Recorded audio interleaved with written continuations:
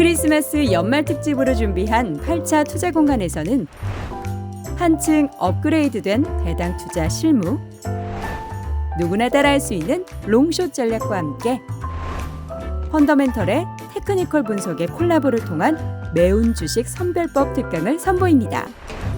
24일 토요일 오전 9시 라이브로 진행합니다.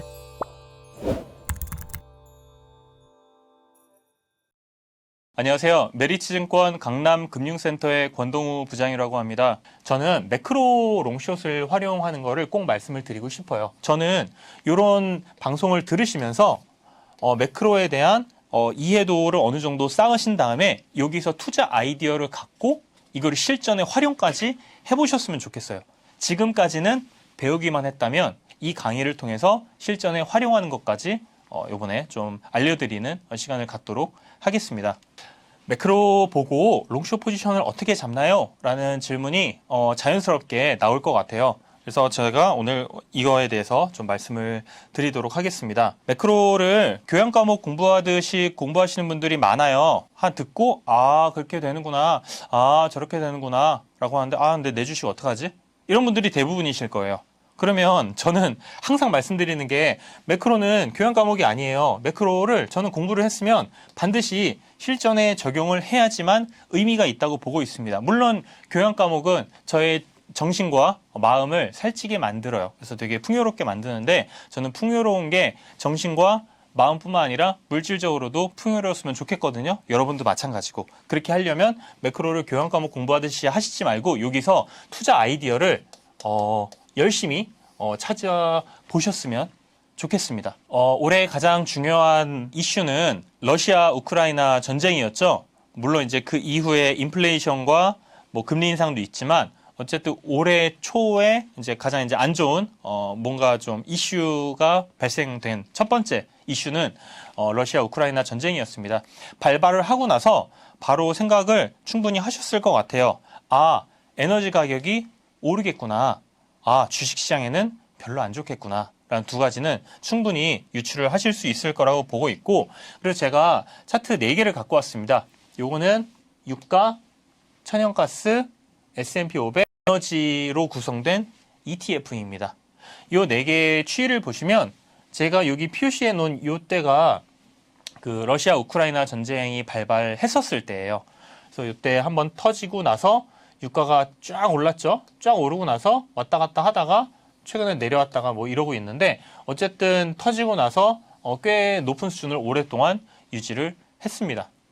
천연가스는 유가보다 더 많이 움직였습니다. 그래서 굉장히 많이 움직여서 꽤 많이 올랐는데 여기에서 제가 말씀드린 천연가스는 미국 프리포트 터미널에서 나오는 그 천연가스이고 유럽 같은 경우는 훨씬 더 많이 올랐어요. 그 더치 TTF 같은 경우는 이거보다 엄청 올랐어요. 뒤에서 제가 차트를 보여드리긴 하겠지만 굉장히 많이 올랐는데 이것도 왔다 갔다 하다가 이제 빠졌습니다.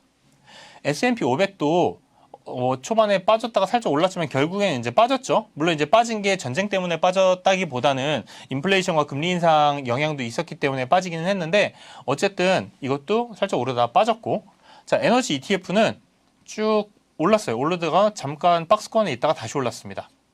제가 말씀드리고 싶은 건 뭐냐면 이 모든 것들이 다 전쟁 발발하고 나서 방향을 제대로 딱 그냥 방향을 잡았어요. 그렇기 때문에 이때 전쟁 발발하고 에너지와 관련된 자산에 투자를 했더라면 지금까지 갖고 계셨으면 본전이었겠지만 주식은 본전이 아니었겠죠.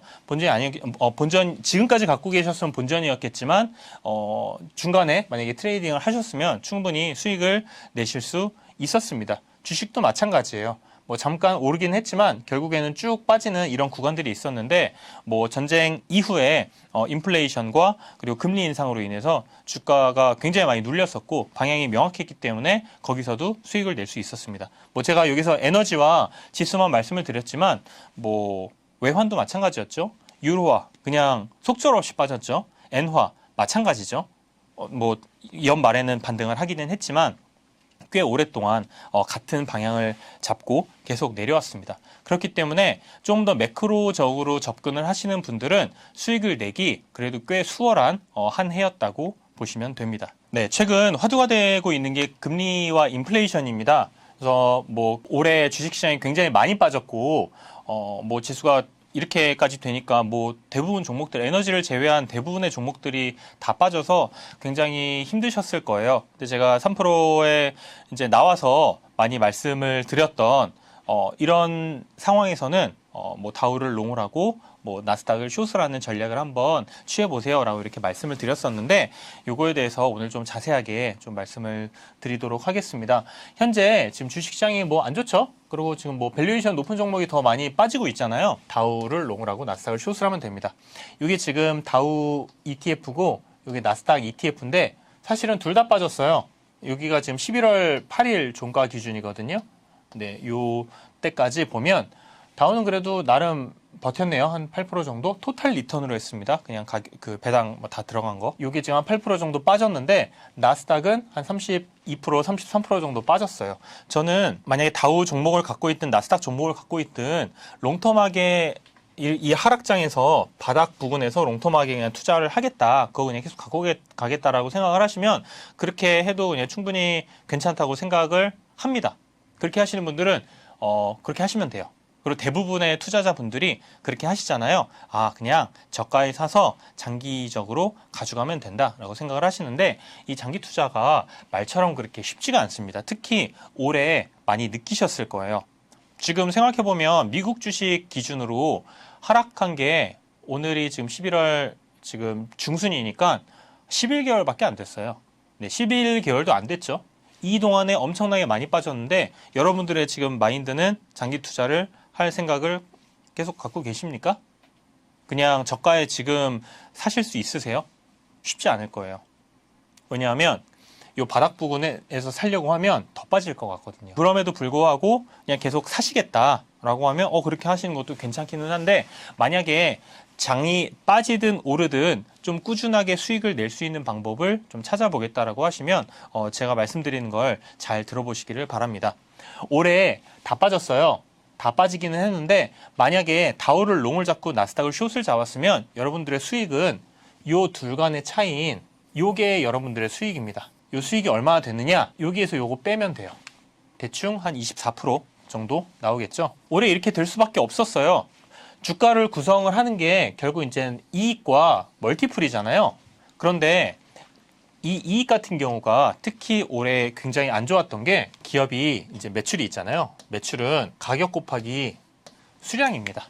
수량인데 요 인플레이션 구간에서 가격은 조금 올릴 수 있지만 수량은 좀 덜 팔릴 수가 있어요. 뭐 그냥 그 평소랑 그냥 비슷하게 팔리거나 혹은 조금 덜 팔릴 수가 있습니다. 그렇기 때문에 전체 매출은 살짝 올라갈 수는 있지만 크게 올라가지 못하거나 그냥 예전과 비슷한 수준을 유지를 할 가능성이 높아요. 그런데 이익을 이제 계산을 하려면 여기다 이제 비용을 빼줘야 되죠. 이 비용이 문제입니다. 인플레이션 구간에서 이 비용이 계속 올라가는 거예요.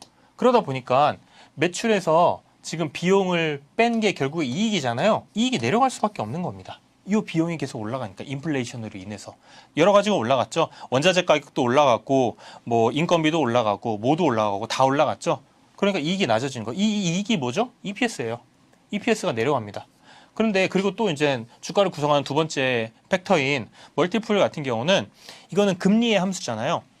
결국 이 주가라고 하는 게 저 미래 가치를 현재 가치로 땡겨오는 거고 현재 가치로 땡겨올 때 할인율을 적용을 해가지고 갖고 온단 말이에요. 미래 가치를 현재 가치화하기 위해서 사용하는 이 할인율이 금리, 기준금리와 연동이 되어 있습니다. 그러다 보니까 이 기준금리가 올라간다는 것 자체가 할인해가지고 땡겨올 때 할인율이 높아진다는 거예요.